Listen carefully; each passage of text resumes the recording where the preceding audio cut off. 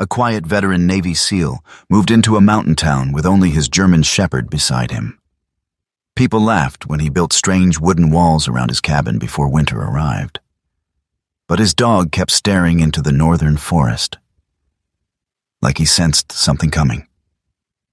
Then the storm hit early, and the entire valley disappeared beneath snow and darkness. Power failed, cabins froze, and the only safe place left was the structure everyone mocked. What nobody knew was that this veteran had already survived one deadly winter war before. Before we begin, tell me where you're watching from, and don't forget to like, subscribe, and join Veteran Dog Stories tonight. The first thing Cade Whitmore noticed about Pine Hollow Bend was the silence, not the peaceful kind tourists drove north to photograph every autumn. Not the soft hush of pine trees or the distant cry of loons drifting over silver water. This silence felt older, sharper, like the mountains were listening instead of sleeping. His old pickup rolled slowly along the narrow dirt road that curved around the lake, tires crunching over frozen gravel. Pale morning sunlight spilled through the tall northern pines, painting streaks of gold across the windshield. Frost still clung to the edges of the road, even though autumn had not fully surrendered to winter yet. And beside him, Ranger sat upright in the passenger seat. The German Shepherd K9 was 5 years old, broad-chested and lean, with the compact muscular build of a working military dog. His black and tan coat looked darker under the cold mountain light. Thick around the shoulders and neck, a black tactical nylon collar rested against his fur. The silver tag stamped with one simple word: Ranger. The dog's ears twitched constantly, not nervous, listening. Cade rested one hand on the steering wheel and glanced sideways at him. "You feel it too, huh?" Ranger did not look at him. His deep brown eyes remained fixed on the forest ahead. Cade understood that look. The danger did not always announce itself loudly. Sometimes it arrived quietly, one wrong gust of wind at a time. The cabin appeared at the edge of the ridge 20 minutes later. It stood alone above the lake beneath a line of towering pines, weathered by decades of snow and mountain wind. The roof sagged slightly on one side, and the porch rails leaned enough to make most people nervous. But the place still had strength in it. Cade could see that immediately, just like old soldiers. He stepped out of the truck, boots crunching over thin frost. The cold air hit him hard enough to sting his lungs, and Cade Whitmore stood 6'1", with the heavy shoulders and controlled posture of a man shaped by military discipline long ago. His olive field jacket hung open over a dark red and blue plaid shirt, the fabric faded with age. Dark cargo pants disappeared into worn brown leather boots scratched by years of rough terrain. His jaw was sharp beneath rough stubble, and early silver had already claimed the hair near his temples. Some men carried war in scars. Cade carried it in the way he watched horizons. Ranger jumped from the truck and immediately began circling the clearing. The dog sniffed the frozen ground once, then froze. His ears rose. His body stiffened. Slowly, Ranger turned toward the northern ridge. The forest beyond the trees looked perfectly still beneath the pale sky, yet something deep inside the dog had shifted. Cade watched carefully. "You hear something?" Ranger did not bark. He simply stared. That unsettled Cade more. Far above them, a flock of birds crossed the lake unusually low, wings beating fast against the wind. Too low. Cade narrowed his eyes. Then he saw deer tracks near the shoreline, fresh ones, heading downhill. His stomach tightened slightly. The last time he had seen wildlife move early like that. He pushed the memory away before it fully formed. The cabin door groaned open with effort. Dust drifted through weak sunlight pouring across the old wooden floorboards. The place smelled like cedar, cold stone, and forgotten winters. Ranger entered first, always first. The dog moved room to room silently, inspecting corners, windows, shadows. Only when he returned to Cade's side did Cade finally relax enough to exhale. "Guess we're home." The word sounded strange in his own voice. Home. He had not used that word seriously in years. By midday, Cade was unloading supplies from the truck when he noticed another vehicle approaching along the ridge road. An old green Ford pickup slowed near the property line. The driver was a tall elderly man with a heavy brown canvas coat and a gray beard thick enough to hide most of his face.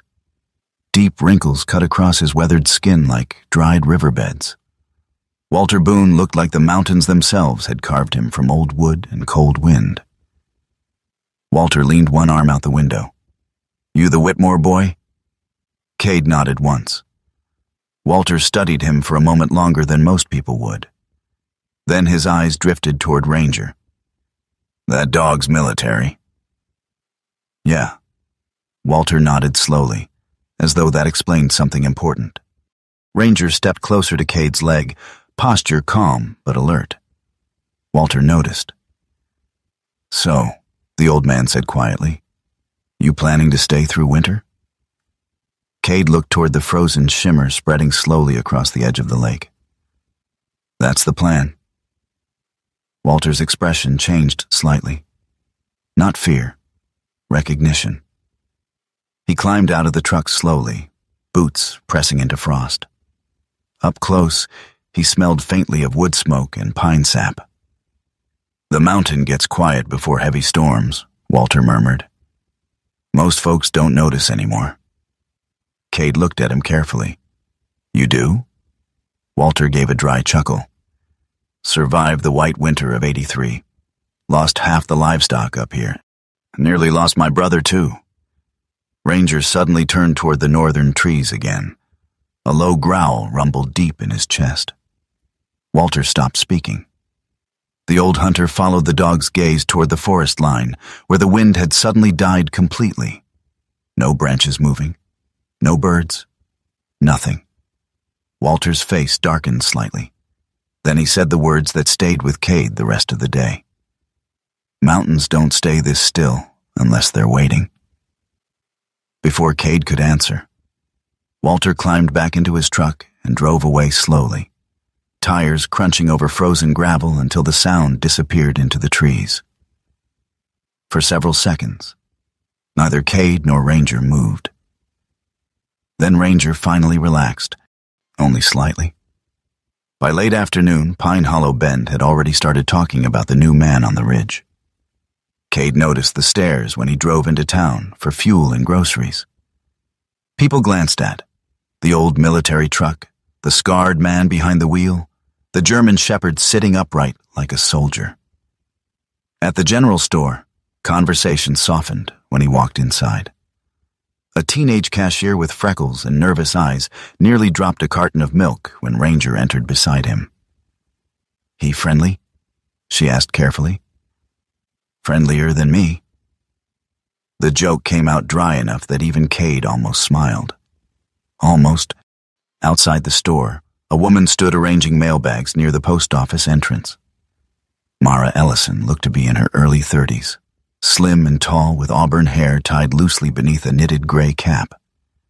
Her forest green coat reached almost to her knees, and cold mountain air had painted her cheeks pink. There was something observant about her face. Not judgmental like the others. Curious. She watched Ranger first, then Cade. "He's beautiful," she said softly. Ranger approached halfway before stopping, studying her. Mara crouched slightly but did not try touching him immediately, smart enough to wait. "He's deciding if you're trustworthy," Cade said. "And am I?" One corner of Cade's mouth moved faintly. "Still alive, aren't you?" That finally earned a real smile from her. For the first time all day, the knot inside Cade's chest loosened a little. But only a little.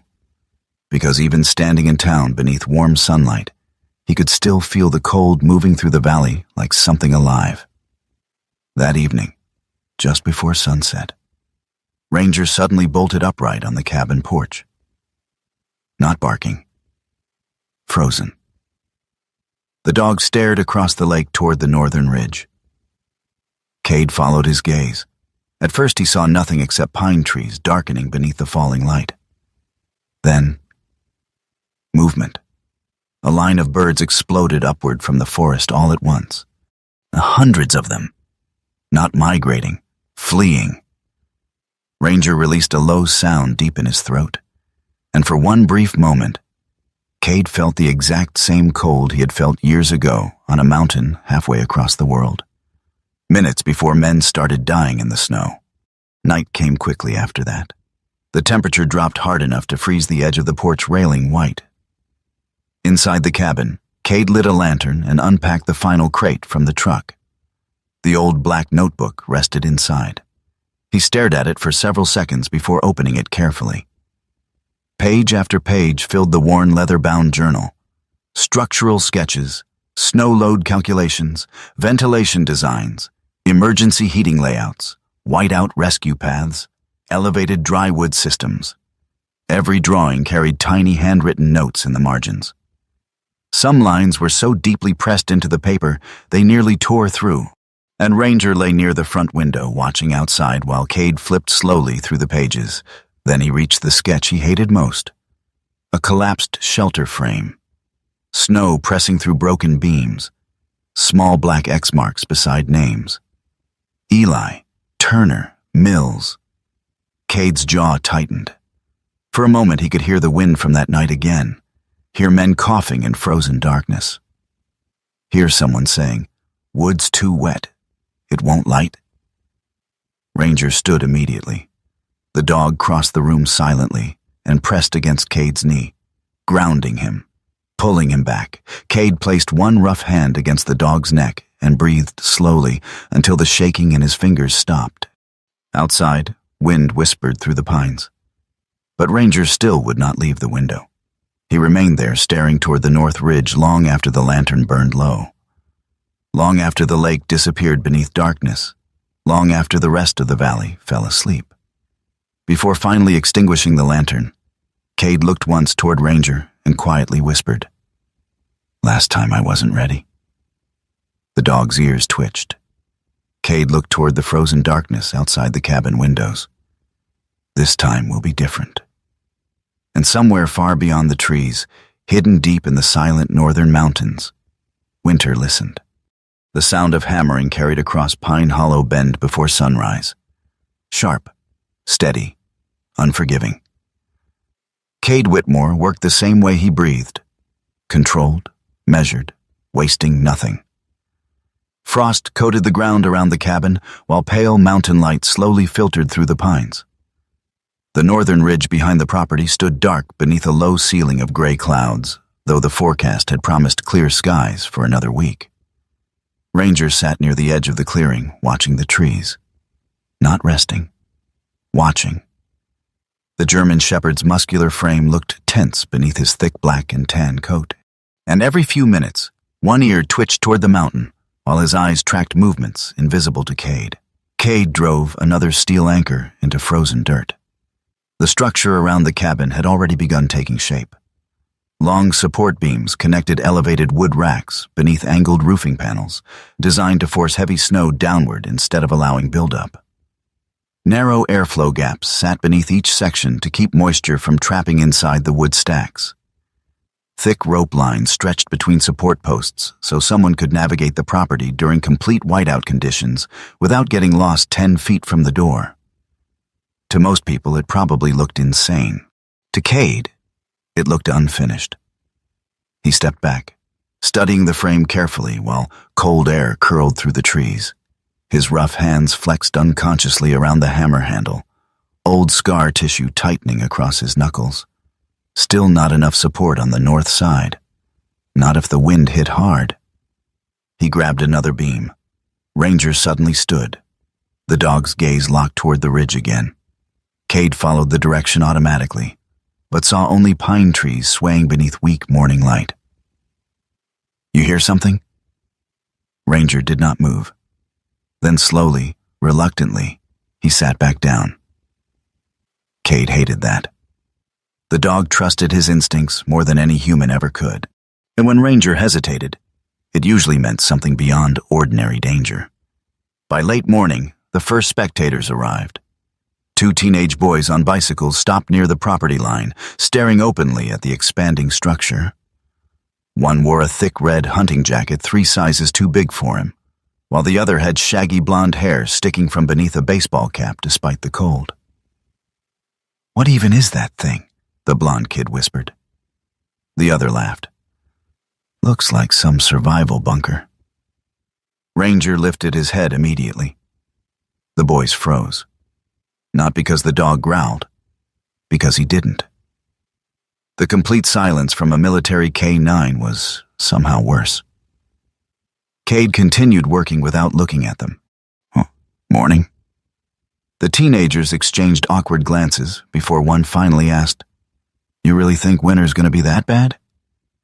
Cade secured another bolt before answering. "I think mountains don't care what forecasts say." The boys did not know how to respond to that. They rode away a minute later, though Cade heard one mutter, "Whitmore Fortress." The nickname spread through town before noon. Around midday, Sheriff Owen Pike arrived. His county SUV rolled slowly up the ridge road before stopping beside Cade's truck. Owen Pike climbed out, adjusting the collar of his heavy brown sheriff's coat against the wind. And he was a broad man in his early 50s, with thick silver hair, tired blue eyes, and the permanent stiffness of someone carrying old knee injuries. Years earlier, Owen had survived a highway pileup during an ice storm while pulling strangers from wrecked vehicles. Since then, he trusted systems, radios, forecasts, and procedure more than instinct. It was the only way he knew to keep people alive. He studied the structure carefully. "That's a lot of lumber for one cabin." Cade wiped frost from his gloves. "Needed doing." Owen stepped closer to one of the elevated racks. Folks in town are getting curious." "Curious isn't illegal." "No," Owen admitted. "But building, whatever this is, makes people nervous." Ranger moved beside Cade silently. The sheriff noticed immediately. The dog stood perfectly still, but his eyes never left Owen's face. "Well trained," Owen said carefully. "He was trained to keep people alive." Something about the answer unsettled the sheriff. He glanced back toward the growing framework. "You expecting a blizzard nobody else knows about?" Cade looked toward the clouds gathering over the northern ridge. "The geese left 3 weeks early." Owen frowned slightly. The lake edge froze overnight. Still silence. "And last night," Cade continued quietly, "the wind shifted north before sunset instead of after." Owen exhaled slowly through his nose. "That doesn't mean catastrophe." "No," Cade replied. "But it means something changed." For a moment, the only sound was the creaking wood frame around them. Then Owen said, "Look, I know you served. People around here respect that. But Pine Hollow isn't some combat zone." Cade's jaw tightened faintly. "No," he said. "Well, combat zones are usually louder." The sheriff left soon after, though he kept glancing back at the structure while driving away. Ranger watched the SUV disappear until the sound faded completely. Only then did he relax, slightly. That afternoon, Mara Ellison arrived carrying 2 paper coffee cups. She walked carefully through the frost-covered clearing, boots crunching softly over frozen grass.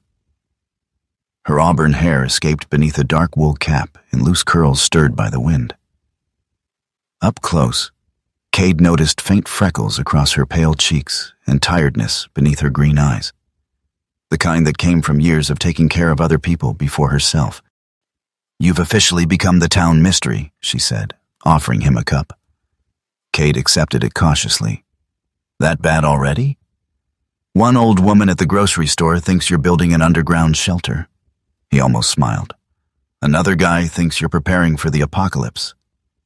"That one's less creative." Mara laughed softly at that. Ranger approached slowly, sniffing the air around her gloves. She crouched naturally without trying to force affection onto him. "Still deciding if I'm dangerous?" He usually knows before I do. The dog studied her another second, then quietly sat beside her boot. Mara blinked in surprise. Guess I passed. Cade noticed it too. Ranger trusted almost nobody quickly. That mattered. Mara looked up at the structure again. You planned all this yourself? Cade nodded once. You an engineer before the military? No. Then how do you know this works? For a moment, silence settled between them. Then Cade answered carefully. Because I once built one that failed.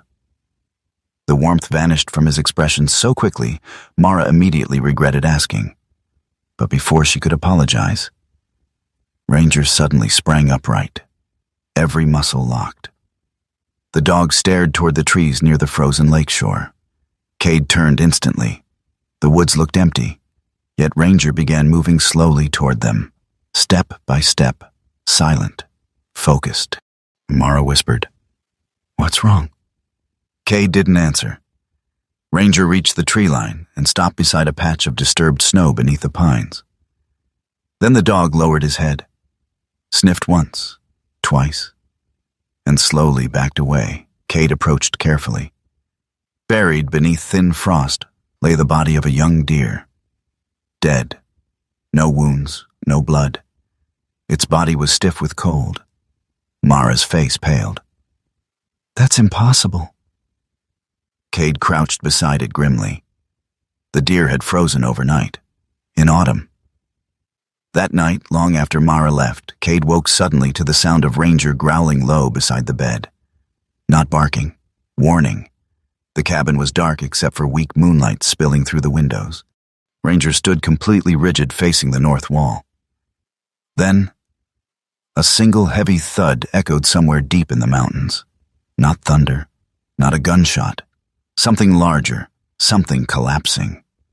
Ranger's ears flattened instantly, and for one terrifying second, Cade thought he heard distant voices beneath the wind.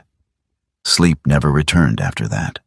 Cade spent the rest of the night reinforcing the northern supports beneath lantern light, while Ranger patrolled endlessly around the property. By dawn, exhaustion burned beneath Cade's eyes, but the structure had changed again. Stronger, heavier, more deliberate. The warm ring, as Noah Bell had secretly started calling it in town, now wrapped almost halfway around the cabin. Additional support braces reinforced the windward side. Elevated firewood racks stood beneath angled roofing panels. Thick rope lines connected every section together. Anyone looking carefully would realize something unsettling. This structure was not designed merely to survive winter. It was designed to survive disaster. Near sunrise, Noah Bell appeared again carrying a small paper bag. The 10-year-old boy wore a green puffer jacket too thin for mountain cold and boots caked with frozen mud. His dark hair stuck wildly beneath a knitted cap, and nervous curiosity constantly flickered across his face. I brought jerky, he said awkwardly, for Ranger. The dog approached slowly, sniffed the bag, then gently accepted the treat from Noah's hand. The boy smiled immediately. Mom says dogs know things before people do. She's right, Cade said quietly. Noah looked toward the northern mountains. Do you think something bad's coming? Cade stared at the unfinished structure around the cabin, at the frozen deer beneath the tarp near the trees, at Ranger standing motionless once again beneath the pale northern sky. Then he answered honestly. I think the mountain's trying to warn us. Noah swallowed hard. The wind shifted, cold enough now to hurt, and somewhere beyond the silent ridge, winter kept moving closer. By the third morning, Pine Hollow Bend no longer felt like a town preparing for winter. It felt like a town unknowingly standing on the edge of something alive. The air had changed first. Not colder exactly. Wrong. Cade Whitmore noticed it the moment he stepped outside the cabin before dawn. The wind carried no scent from the lake anymore. No pine resin, no damp earth.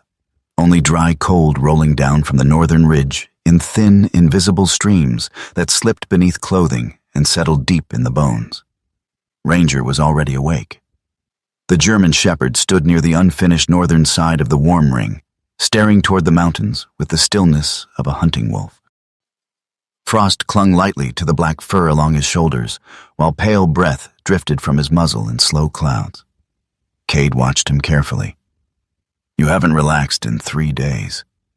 Ranger's ears twitched once. Then the dog slowly walked toward the edge of the property and stopped beside the rope line facing the forest. Waiting. Cade hated waiting. He picked up another beam and continued reinforcing the support braces around the elevated firewood racks. The repetitive work helped quiet his mind. Measure, cut, bolt, repeat. Simple things made sense. Nature did not. By mid-morning, the first bad news arrived from town. A fisherman named Russell Green had nearly fallen through lake ice near the eastern dock. People kept repeating the same sentence. But the lake shouldn't be freezing yet. Cade heard it twice while loading timber into his wheelbarrow. Then again from Mara Ellison when she arrived carrying mail and concern in equal measure. "You heard about Russell?" Cade nodded. Mara stood near the half-finished structure studying the dark clouds gathering beyond the ridge. She wore a thick charcoal sweater beneath her green coat today, though the calendar still claimed autumn. Loose auburn strands escaped from beneath her wool cap, blowing across pale freckled cheeks already reddened by cold wind. He said the ice cracked like glass beneath him, she said quietly. One second it looked normal. Next second the whole edge gave way. "Water's cooling too fast." Mara folded her arms against the wind. "Walter thinks the mountain's changing." "Walter's probably right." She looked at him carefully after that.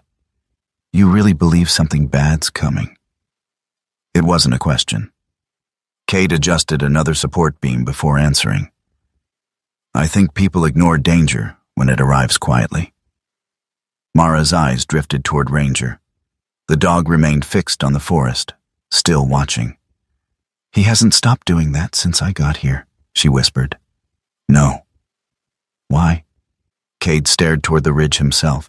"Because he remembers?" Mara frowned slightly, but did not press further. Some wounds announced themselves loudly. Others lived silently inside routines.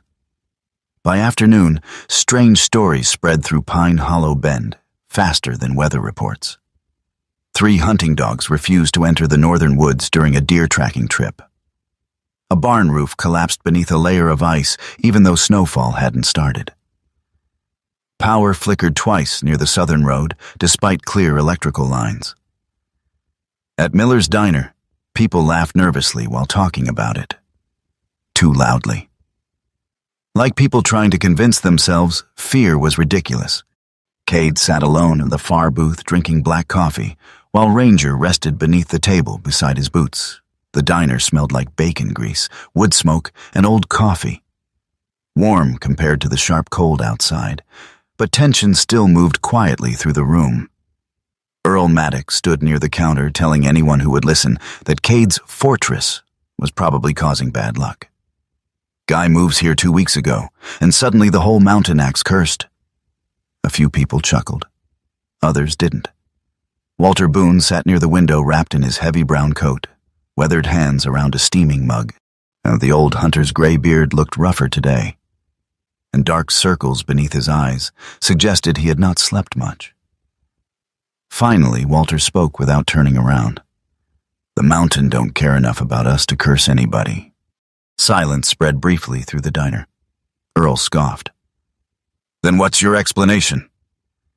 Walter looked slowly toward the window, where weak afternoon light reflected across frozen streets. "I've heard this kind of quiet before." Nobody laughed after that. Sheriff Owen Pike entered a few minutes later, carrying snow reports in one hand. His broad shoulders filled the diner doorway while cold wind followed him inside. "Everybody calm down," he announced. "Forecast says light system next week. Nothing major." Walter muttered into his coffee. "They said that in '83, too." Owen sighed heavily. "Walter, Every cold front isn't the end of the world. No, the old hunter replied softly. But every deadly one starts with people saying exactly that. The sheriff noticed Cade watching silently from the corner booth. For a long moment, neither man spoke. Then Owen crossed the diner toward him. You're getting people worked up.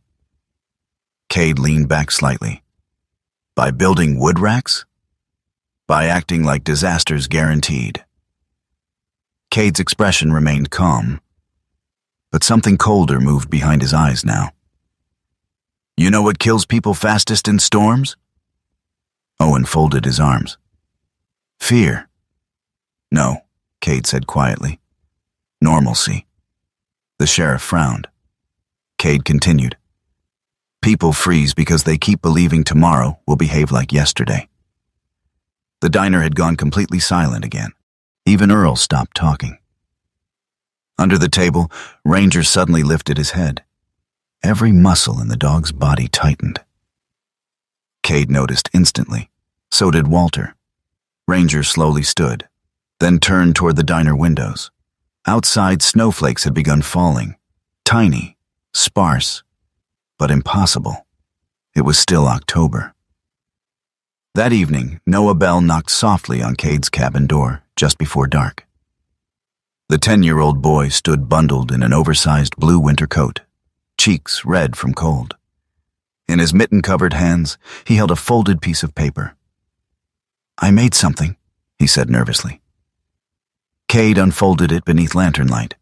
It was a child's drawing of the warm ring around the cabin. But that wasn't what made Cade go still. In the drawing, Noah had added something else. Far beyond the trees behind the cabin, hidden near the northern ridge, the child had drawn enormous pale shapes standing in the snow, watching. Cade looked up slowly. What are those? Noah shrugged uneasily. I don't know. Then the boy whispered. Ranger keeps staring at them. The snow stopped after only 15 minutes. But the temperature continued dropping, fast, too fast. By nightfall, thin frost coated the inside corners of Cade's cabin windows. Ranger refused food for the first time since arriving in Pine Hollow Bend. Instead, the dog paced from window to window restlessly, before finally settling near the northern wall again. Watching. Always watching. Cade sat at the kitchen table with his old black notebook open beneath lantern light. He flipped slowly through pages filled with survival calculations and military shelter designs until he reached older entries written years earlier overseas. His jaw tightened immediately. The handwriting changed there. Less controlled, more desperate. Outside the cabin, wind scraped softly through frozen pine needles. Then came the memory. A different mountain. Canvas snapping violently in freezing darkness. Men shouting through whiteout conditions. Someone screaming for dry wood. Eli Mercer kneeling beside collapsed support beams with blood freezing across his gloves. The snow load's too heavy. Cade shut the notebook hard enough to rattle the table. Ranger crossed the room immediately. The dog pressed against Cade's leg until his breathing slowed again. You always know when it's happening, Cade murmured. Ranger rested his head briefly against Cade's knee, then suddenly lifted it. The dog's ears rose sharply. Outside? Nothing. No wind. No branches moving. No owls. The silence returned again, but this time it felt different. Not empty. Listening. Cade slowly stood and stepped onto the porch. The night air cut across his face like ice water. The entire northern ridge had disappeared behind thick gray haze, moving low between the trees. Not fog exactly. Something colder. The lake below looked black beneath moonlight. Then Cade noticed movement near the shoreline. 3 deer, all standing perfectly still, facing north. Ranger stepped beside him without making a sound. Neither moved. Neither blinked. And for one long, terrible moment, the whole mountain seemed to hold its breath with them. Cade whispered quietly into the frozen dark. It's coming sooner than anyone's ready for. Ranger did not look away from the ridge, and because somewhere beyond those trees, hidden inside the silent northern wilderness, something had already begun changing. The storm arrived at 2:13 in the afternoon. Not gradually, not politely. One moment Pine Hollow Bend sat beneath a heavy gray sky with weak snow drifting lazily across the valley. The next, the mountain exploded into white. Wind slammed against Cade Whitmore's cabin hard enough to shake the walls. Snow blasted sideways through the trees like handfuls of shattered glass. Visibility disappeared almost instantly beyond 30 feet. Ranger was already on his feet before the first real gust hit. The German Shepherd barked sharply once, racing toward the north side of the warm ring, while Cade shoved open the cabin door against the pressure of the wind. Cold air hit him like a physical blow. Damn! The temperature had dropped too fast. Far too fast. Snow swirled violently through the elevated support beams surrounding the cabin, yet the structure held exactly as designed. The steep roofing angles forced snow to slide downward before heavy accumulation could form. The protected wood storage remained dry beneath layered ventilation slats. Thick guide ropes stretched visibly between support posts despite the growing whiteout. The warm ring worked. Perfectly. And that terrified Cade more than failure would have, because he had only built systems like this once before. And the last time, men died anyway. A loud crack echoed somewhere down the ridge, then another. Cade looked toward the valley below, but the town had vanished behind sheets of white snow. Roads were already gone. Power lines swayed violently overhead before disappearing into the storm. Behind him, Ranger growled low in his throat. Not at the storm, at the sound hidden inside it. By late afternoon, Pine Hollow Bend had completely disappeared beneath the blizzard. Electricity failed first. One sharp flicker. Darkness. Then came the silence afterward. The unnatural silence that always followed modern systems dying all at once. No refrigerators humming. No distant traffic. No town lights. Only wind. And Cade moved quickly through the cabin lighting lanterns and reinforcing interior heat barriers. His motions became automatic beneath pressure. Muscle memory from years spent surviving places colder and crueler than most people could imagine. Ranger stayed close. Too close. The dog kept pacing toward the front door before returning again, unable to settle. Outside, the world had become pure white chaos. Snow hammered the cabin roof endlessly. Trees bent under violent gusts. Somewhere farther down the ridge came another deep collapsing sound. A woodshed. Maybe more. Cade checked the wood storage beneath the warm ring again. Dry. Completely dry. Meanwhile, across town, most families would already be discovering the truth. Wet wood did not save lives. A sudden pounding rattled the cabin door. Cade opened it cautiously. Walter Boone stumbled inside, wrapped in snow and wind. The old hunter looked 20 years older than he had that morning. Ice crusted through his beard and eyebrows, while his heavy coat hung stiff with frozen sleet. "You were right," Walter breathed heavily. Cade shut the door immediately behind him. "What happened?" Whole lower road vanished under drift lines. Walter coughed hard into his glove. Maddox's shed collapsed. Half the town lost wood storage already. Ranger moved around Walter anxiously, sniffing the cold air blowing in through cracks around the door. Walter looked toward the warm ring outside the frosted windows. "That thing of yours may be the only reason this ridge survives the night." Cade didn't answer. Because surviving the first night was exactly how the last disaster had started. An hour later, Sheriff Owen Pike radioed through weak emergency frequencies. Static crackled violently between broken fragments of speech. "All roads blocked. Station generator failed. People sheltering at church and school." Then silence again. Cade stared at the radio grimly. Walter sat near the stove, rubbing warmth slowly back into his hands. The old man's weathered face looked hollow beneath lantern light now. "I've never seen it come this early," he whispered. Neither had Cade, and that was the problem. Ranger suddenly froze beside the door. His ears rose sharply. Then came the sound, faint, almost swallowed by wind. A child screaming. Cade's blood went cold instantly. Ranger barked hard and sprinted toward the door. Cade grabbed his coat automatically. Then the wind outside howled. And suddenly he wasn't inside the cabin anymore. Canvas ripping apart in darkness. Men shouting through snow, frozen fingers fumbling wet matches that would not light. A shelter beam collapsing beneath white weight. Eli Mercer screaming somewhere beyond the storm. "Cade! Cade!" Snow buried everything. Faces disappeared. Breathing stopped. Cade's lungs locked violently. His hands began shaking. The cabin walls vanished beneath memory, until all he could hear was wind and dying voices swallowed inside whiteout conditions exactly like this one. He couldn't move, couldn't breathe. And Ranger did something no battlefield training manual could ever teach.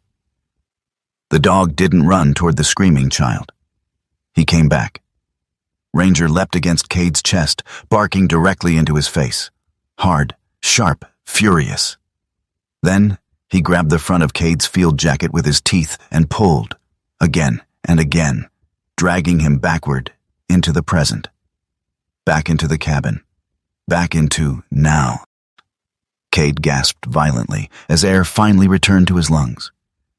Ranger pressed against him fiercely, refusing to stop until Cade focused on him completely. Blue-gray eyes met dark brown ones, steady, anchored, alive. Then Ranger barked once toward the storm again. The child was still out there. Cade grabbed the rescue rope. This time his hand still shook while tying it around his waist. Walter stepped forward immediately.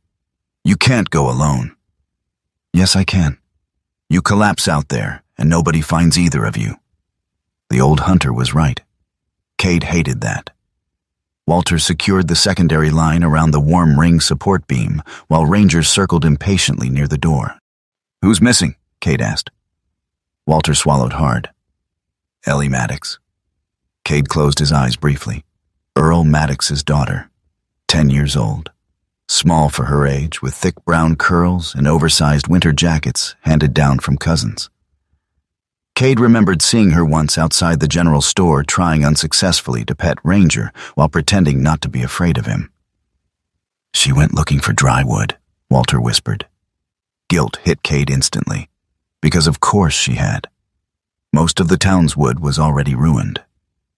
Cade opened the cabin door. The storm roared like an animal. Snow blinded him immediately, even with goggles pulled tight across his face. A wind slammed hard enough to stagger him sideways before Ranger lunged forward into the whiteout. "Easy!" The dog ignored him. Ranger moved low and fast through drifts already reaching knee-height. The rescue rope stretched behind Cade as he followed through nearly invisible terrain. Nothing existed anymore beyond. Rope, snow, breath, dog. The world had narrowed to survival. "Ellie!" The wind swallowed his voice whole. Ranger suddenly changed direction sharply downhill. Cade followed blindly. Then he heard it. Crying. Weak now. Buried beneath wind. Ranger barked wildly and disappeared behind a collapsed woodshed, half swallowed by snowdrifts. Cade rounded the wreckage and saw her. Ellie Maddox curled against the broken wood pile, barely conscious beneath layers of snow. Her small gloves were soaked through completely. Ice covered her eyelashes. "Oh God." Cade dropped instantly beside her. "Ellie? Hey. Stay awake." The little girl shivered violently. I got lost." Ranger pressed against her immediately, sharing body heat while Cade wrapped her inside his heavy field jacket. "You're okay now," Cade said firmly. Not true yet, but necessary. He lifted her carefully into his arms, and the storm hit harder. Wind exploded across the ridge with terrifying force. Snow erased every landmark instantly. For one horrifying second, Cade lost sight of the rescue rope. The panic surged again. Afghanistan flashed violently across his mind. Bodies disappearing into white, voices fading forever. No. Ranger barked sharply from somewhere ahead. Once, twice. The dog had found the line. Cade forced air into his lungs and followed the sound. Step, step, step. Ellie trembled weakly against his chest, while Ranger kept circling back repeatedly through the storm to guide them. Without the dog, Cade knew they would already be dead. Finally, through swirling white chaos, the warm ring emerged ahead like the skeleton of a ship rising from frozen water. Snow slid harmlessly from the angled roofs exactly as designed. Guide ropes still stretched visible between support beams. The system worked. It actually worked. Walter yanked the cabin door open as Cade stumbled inside carrying Ellie. Warm air crashed over them instantly. Earl Maddox stood from beside the stove so violently his chair flipped backward. The big man looked destroyed already. His thick beard was covered in frost, while terror hollowed his normally loud, arrogant face. Gone was the town joker who mocked Cade's fortress. Now he was only a father. "Ah, Ellie!" He rushed forward as Cade lowered the little girl carefully near the stove. "She's hypothermic," Cade said quickly, "but breathing okay." Earl collapsed beside his daughter, shaking harder than she was. "Oh, God. Oh, God." Ellie opened her eyes, weakly. "Dad?" That single word shattered him completely. Earl buried his face against her hair and began sobbing openly. No pride left, no mockery. Only gratitude and terror and relief tangled together. Across the room, Ranger finally lay down heavily beside the stove, exhausted but alert. Cade stared toward the storm outside the frosted windows. The blizzard screamed harder than ever now. And deep inside his chest, something colder than fear settled quietly into place. Because this storm, this was only the beginning. The second wave of the storm arrived just after midnight. The first blizzard had been violent. This one felt merciless. Wind screamed across Pine Hollow Bend with a force strong enough to shake entire cabins off their foundations. Snow no longer drifted through the valley. It attacked it.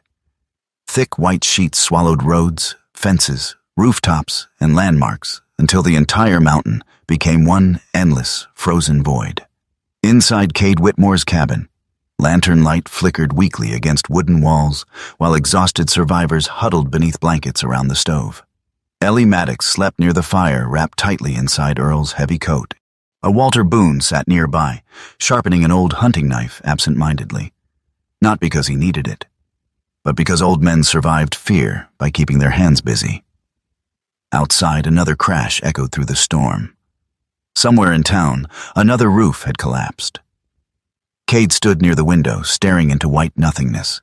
His olive field jacket was still wet from the rescue. Frost clung to the dark stubble along his jaw, while deep exhaustion hollowed the shadows beneath his blue-gray eyes. Ranger rested beside the stove, but not fully. The German shepherd's ears still twitched constantly despite fatigue. His chest rose slowly beneath thick black and tan fur, while snow melt dried across his paws. And every few seconds his gaze drifted toward Cade, as if checking whether his human partner remained steady. Cade heard the next sound before anyone else. 3 faint knocks against the rescue rope outside. Not random. Intentional. Walter rose immediately. "Someone's out there." Cade opened the door into violent wind. Sheriff Owen Pike stumbled through the whiteout, gripping the guide rope with frozen hands. Snow coated his heavy sheriff's coat completely.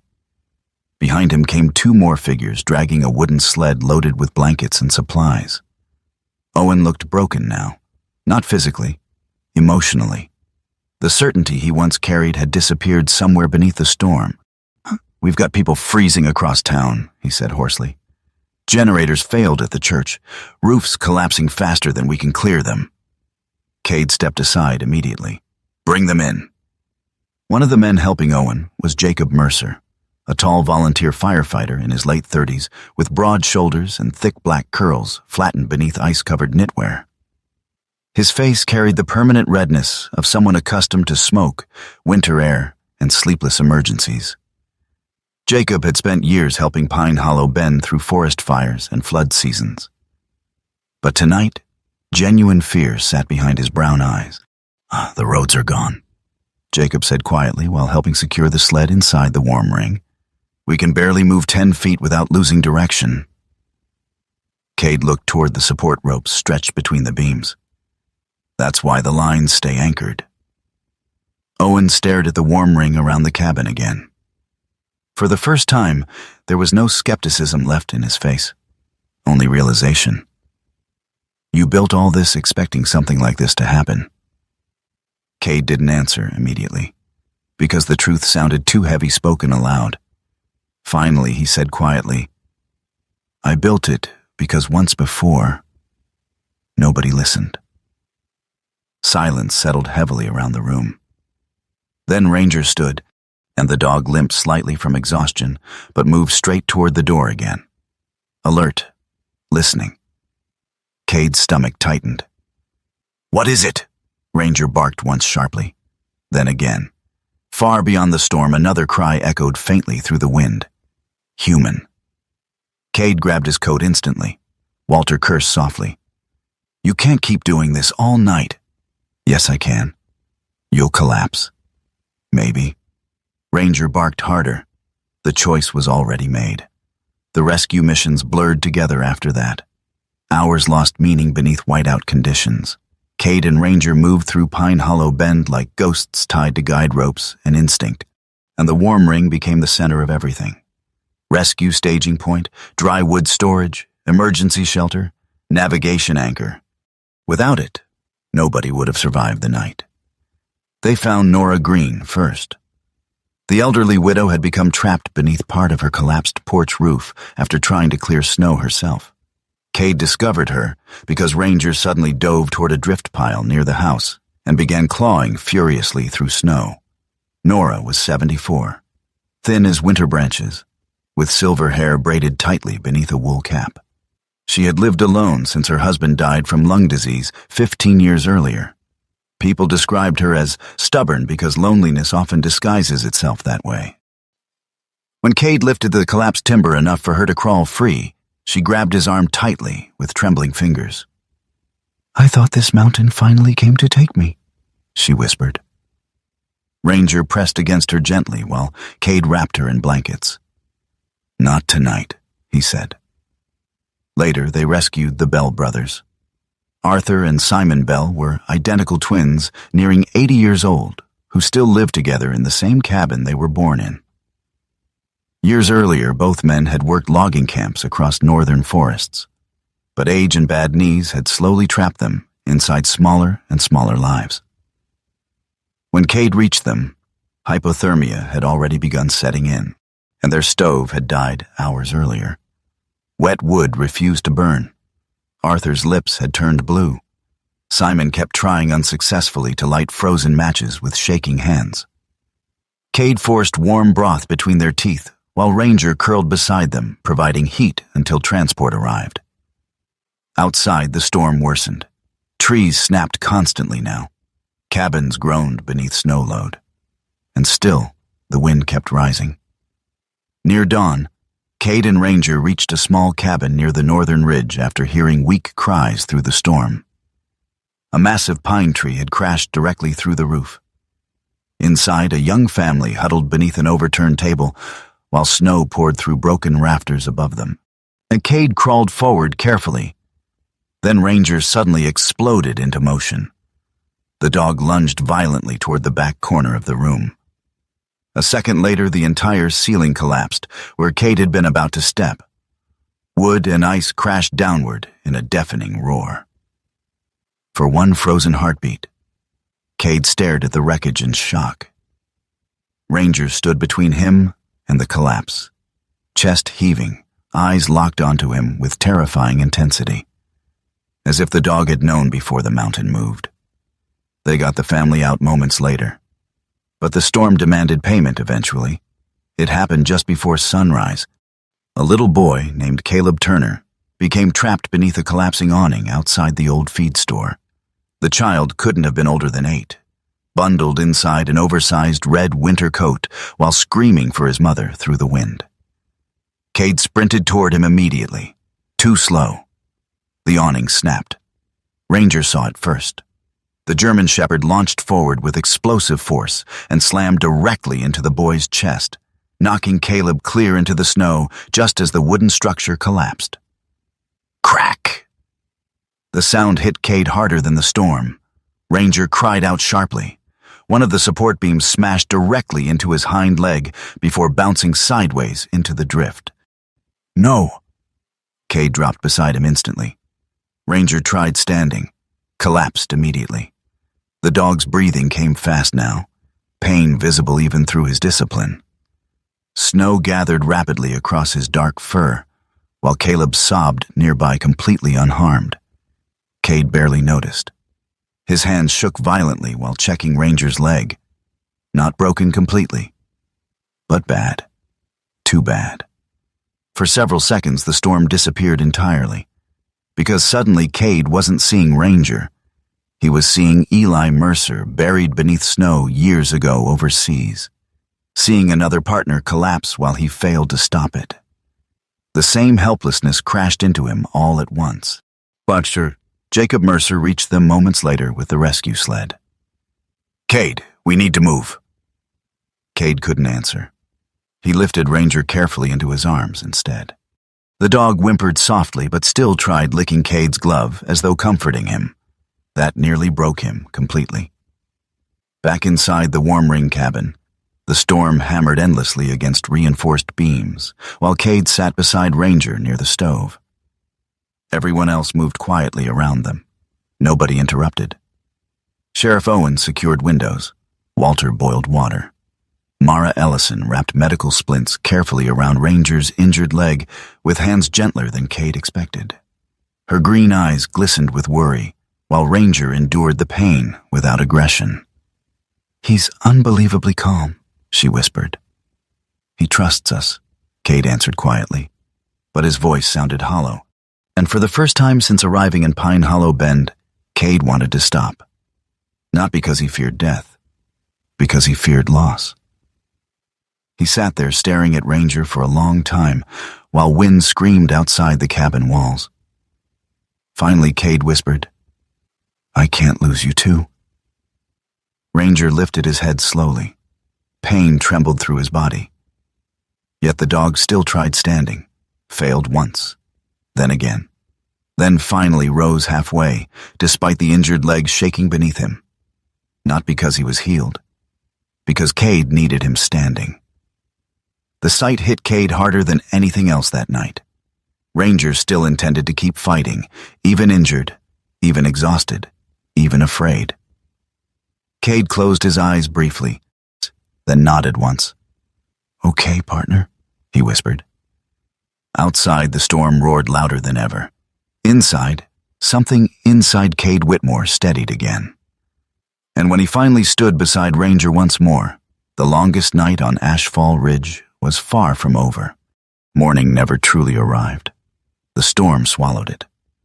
Gray light drifted weakly through the whiteout above Pine Hollow Bend, but the sky remained buried beneath layers of violent snow clouds.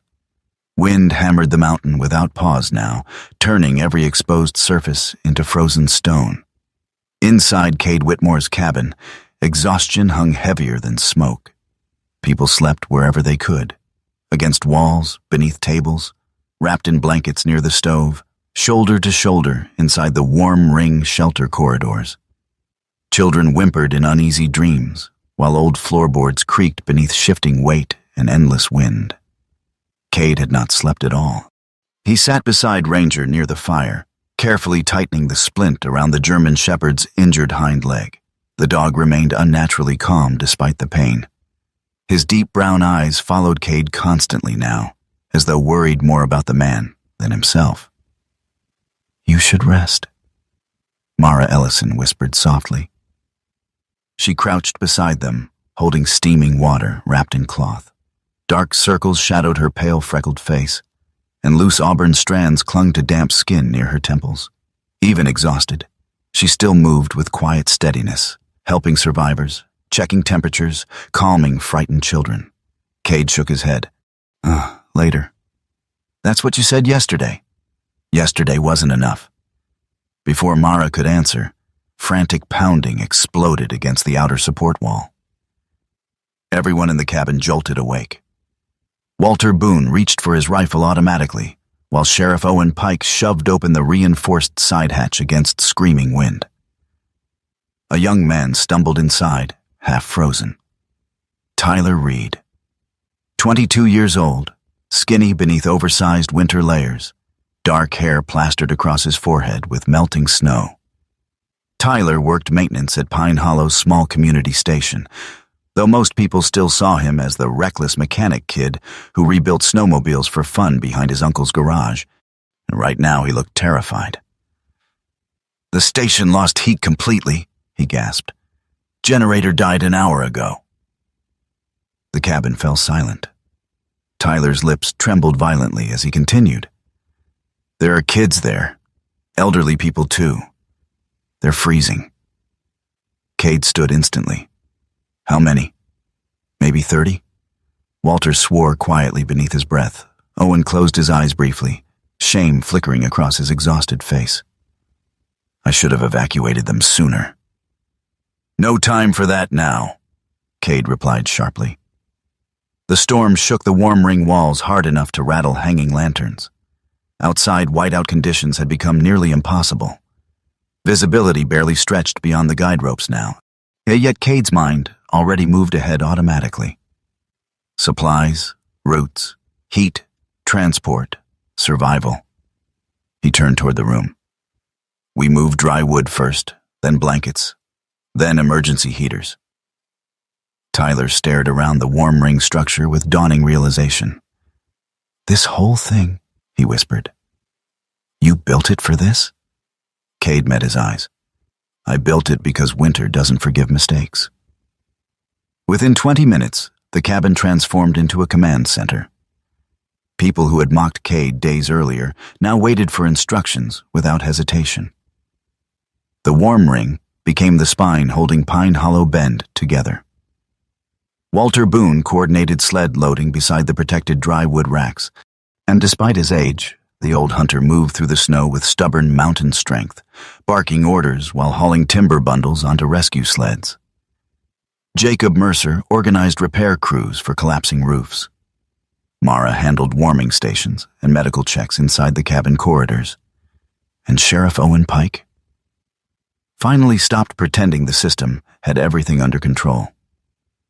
The sheriff stood before the gathered volunteers near the outer rescue ropes, snow whipping violently across his coat. His voice shook slightly. "People trusted me to protect this town," he said quietly, "and I kept telling everyone this storm would pass." Nobody interrupted. Owen looked toward Cade. I was wrong." The words seemed to cost him something real. "I should have listened sooner." Silence followed. Then Walter Boone stepped forward slowly. The old hunter's weathered face looked carved from frozen wood beneath lantern glow. "I've seen a winter kill people before," Walter said. "Back in '83. Wind screamed across the beams outside. Walter pointed toward the warm ring. "But Cade Whitmore is the only man up here who prepared for this one." The room remained still afterward. Not because people felt guilty, because they understood now. This had never been paranoia, never madness, never a fortress. It was survival. From near the stove, Noah Bell suddenly spoke up. The 10-year-old sat wrapped in blankets beside Ranger, sketchbook resting across his knees. They're not walls," he murmured. Everyone looked at him. Noah pointed toward the warm ring beams surrounding the cabin. "They're warm walls." The phrase lingered quietly in the room. Then Tyler Reed nodded slowly. "Warm walls," he repeated. And somehow the name spread immediately after that. Not because it sounded clever, because people needed something to believe in. Hours later, while rescue teams prepared to leave for the community station. Ranger suddenly struggled painfully to his feet. Cade moved immediately. Easy, but the dog ignored him. Despite the splinted leg, Ranger limped toward the outer storm hatch and stopped there rigidly, listening. The wind outside screamed violently through the whiteout. Then Ranger barked once, sharp, focused. And for one impossible moment, the storm shifted just enough for sunlight to break faintly through the clouds above the northern ridge. Only a few seconds. Just long enough for the entire town to see the warm walls glowing gold beneath the snow. Then the light vanished again, but nobody forgot it. The final rescue convoy departed shortly afterward. 3 sled teams, 2 repair crews, 1 lifeline route, and 1 injured German shepherd leading all of them. Cade hated allowing Ranger outside injured. Ranger hated staying behind even more. The dog moved at the front of the main rescue sled, limping but relentless. His ears constantly tracked wind shifts, while his sharp barks warned the teams whenever drifts became unstable or visibility collapsed entirely. Without him, they would have walked straight into snowbanks twice already. Whiteout conditions worsened near the lower valley. Snow erased depth perception completely until sky and ground became one endless moving sheet of white. Guide ropes remained the only thing separating rescue teams from disappearing forever into the storm. Tyler Reed stumbled hard once beside the sled line. "I can't see anything." "Keep one hand on the rope," Cade shouted over the wind, "and never let go." Ahead, Ranger barked twice sharply and veered left. Cade trusted him instantly. Seconds later, a massive drift collapsed where the team would have walked otherwise. Nobody spoke afterward. Fear had become too real now. When they finally reached the community station, the situation looked worse than anyone imagined. Ice coated the inside windows. Families huddled beneath blankets in darkness. Children cried weakly beside dead heaters. Several elderly residents already showed signs of severe hypothermia. One of them, Mrs. Evelyn Carter, looked close to unconsciousness when Cade entered carrying the first load of dry wood. Evelyn was nearly 80, once the town librarian before arthritis slowly stole movement from her hands. Even now, wrapped in quilts beside dying lantern light, she still carried the gentle posture of someone who spent her life protecting stories. Her lips trembled weakly. "We thought nobody was coming." Cade knelt beside the frozen stove. "You're getting heat now." Within minutes, dry wood burned, heaters restarted, blankets spread, emergency soup boiled. Warmth slowly returned to the station. So did hope. Outside, repair crews reinforced roofs using Cade's support methods, while Owen coordinated evacuations towards safer structures. And everywhere the same realization spread quietly through Pine Hollow Bend. Preparation had saved them. Not luck. Not forecasts. Preparation. Near evening, the storm reached its worst point yet. Wind howled so violently, entire trees bent sideways across the ridge. The final evacuation group became stranded halfway between the station and the warm walls after guide markers vanished beneath fresh drifts. Panic spread instantly. Visibility dropped to almost zero. Then Ranger barked. Once, twice, 3 times. The injured German shepherd stood against the storm facing into the wind, nose lifted slightly. Listening, sensing. He began moving carefully forward through whiteout conditions no human could navigate alone. The rescue sled teams followed.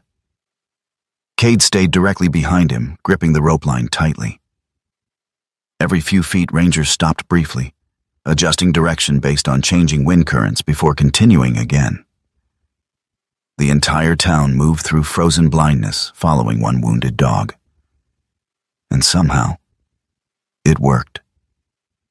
Hours later, the final survivors crossed into the warm walls shelter alive. The cabin erupted into exhausted relief. People cried openly, and children hugged each other beside lantern heat. Walter Boone simply sat heavily against the wall, staring into the fire with tears frozen inside his beard. Sheriff Owen looked toward Cade across the crowded shelter. "You saved this town." Cade shook his head slowly. "No." He looked down at Ranger resting beside the stove. "We all did." Outside, the blizzard still raged across Pine Hollow Bend. But inside the warm walls, an entire town remained alive because one man had prepared for a winter nobody else believed could come. And because one loyal dog refused to stop leading people home. The storm ended the way wounded animals sometimes leave the forest. Slowly, reluctantly, and only after taking pieces of everything with it. 3 days after the final whiteout, sunlight finally broke across Pine Hollow Bend. Golden light spilled over the valley in long trembling beams, revealing a world transformed beneath mountains of snow and silence. The destruction stretched everywhere. Cabin roofs sagged inward beneath frozen weight. Pine trees lay shattered across roads like broken bones. The lake had become a solid white sheet reaching endlessly beneath the pale sky. Fences vanished beneath drifts taller than trucks. But smoke rose from chimneys, voices echoed through the valley, and children laughed again. And every single person in Pine Hollow Bend was alive. Cade Whitmore stood outside his cabin, staring across the ridge with Ranger resting beside him. The German shepherd's injured hind leg still carried a slight limp, but the splint was gone now. His thick black and tan coat shone beneath winter sunlight, while cold air curled from his nose in soft clouds. For the first time in days, Ranger looked calm, truly calm. Cade envied him for that. The wind brushed gently through the pines surrounding the warm walls, carrying sounds of rebuilding from down in town. Hammer strikes, chainsaws, distant laughter, voices calling to one another through snow. Life returning. And Walter Boone climbed slowly up the ridge, carrying a stack of leather-bound journals beneath one arm.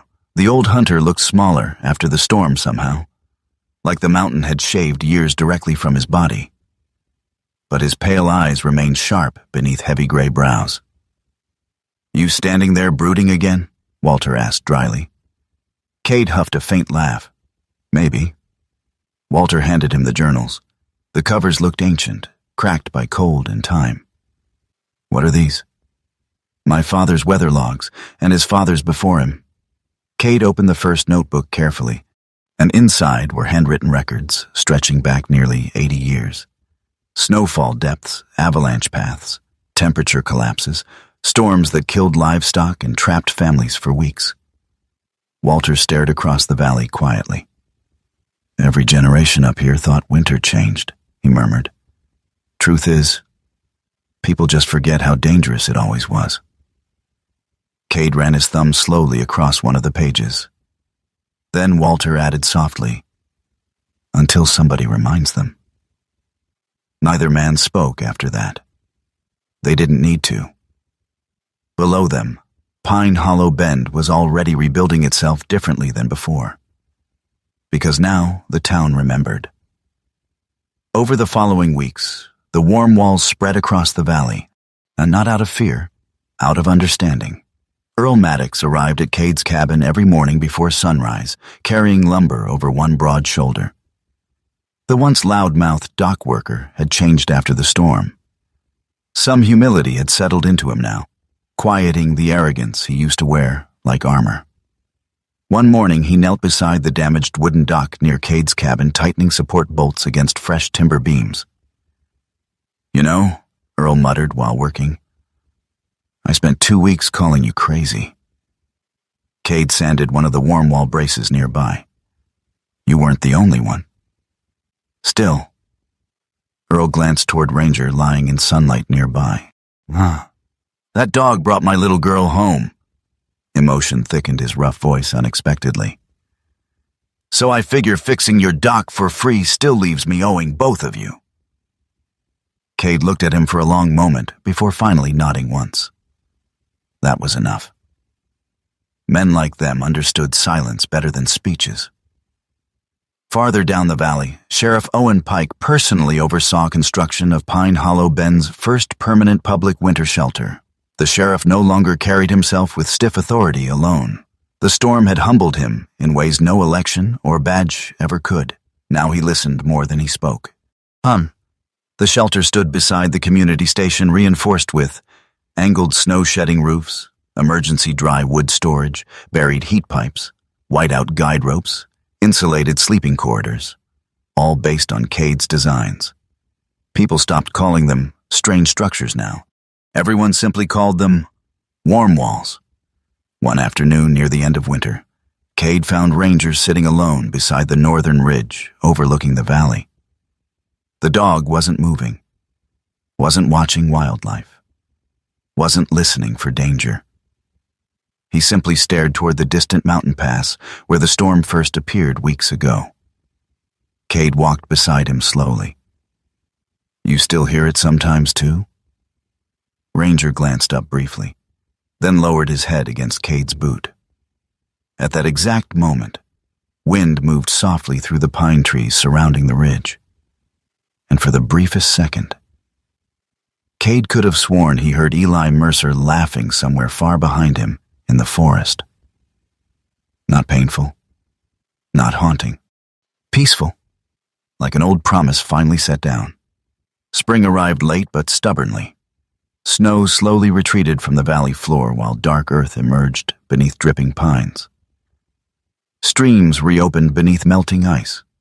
Birds returned cautiously to the forest.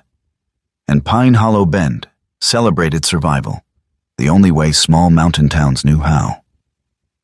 Together. The Spring Thaw Festival took place beneath strings of lanterns hung across the town square. Long wooden tables stretched between snowbanks, while families carried food from every surviving kitchen in town. Music drifted softly through cold evening air. Children chased each other between fire pits.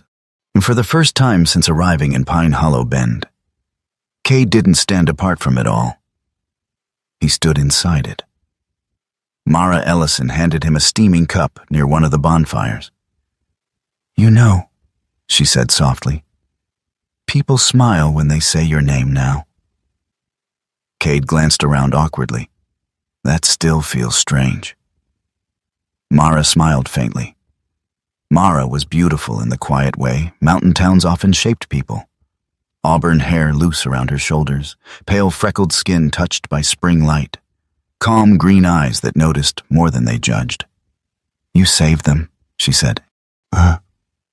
"We saved each other. That's probably why they trust you." Nearby, Ranger rested beneath one of the tables, while children slipped scraps of meat to him, despite repeated warnings from parents. The dog accepted every offering with patient dignity.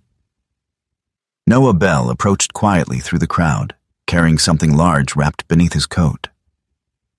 The boy looked nervous. His dark curls bounced slightly beneath a wool cap too large for his head, while his sketchbook poked visibly from his coat pocket. "Mr. Whitmore?" Cade crouched slightly. "Hey, Noah. I made something." Noah carefully unfolded a large painting. The valley appeared across the canvas beneath snowfall and darkness. At the center stood Cade and Ranger, beside glowing warm walls stretching across Pine Hollow Bend. Every home showed golden firelight. Every path remained connected through guide ropes. No house stood alone in the storm anymore. At the bottom, written carefully in uneven handwriting, were the words, "Now nobody has to freeze alone anymore." Cade stared at the painting without speaking. Around him, festival sounds faded slowly into distant echoes. His throat tightened painfully, because suddenly he wasn't seeing paint, and he was seeing Eli Mercer freezing in snow, broken shelters overseas, promises made beside dying fires, every sleepless year afterward, every mile wandered trying to outrun guilt. And now, this valley, these people, these lights, warmth spread through Pine Hollow Bend, because he kept a promise nobody else even remembered. Tears blurred his vision suddenly. Cade lowered his head sharply, trying unsuccessfully to hide it. But Noah simply smiled. "It's okay," the boy whispered gently. "My mom cries during happy movies too." A rough laugh escaped Cade at the exact same moment tears finally fell. Not from grief, not from trauma. Relief. The kind that comes only after carrying pain too long alone. Ranger rose quietly and pressed against Cade's side. Steady, faithful, home. Late that spring, long after the festival ended, Cade woke suddenly in darkness. Pure instinct. The same reflex that had dragged him awake countless nights since the war. For one disoriented moment, panic tightened his chest. He listened. Wind moved softly outside the cabin. Nothing else. No screaming, no collapsing shelters, no storm, and Cade rose slowly and stepped onto the porch. Cold spring air drifted through the pine forest, carrying wood smoke and distant laughter from the valley below. And there they were. Warm lights. Dozens of them. New warm walls glowed gently across Pine Hollow Bend beneath the stars. Chimney smoke curled peacefully into the night sky while lanterns flickered beside homes, prepared for whatever winter might someday return. Ranger stepped beside him and lay down calmly against his boots.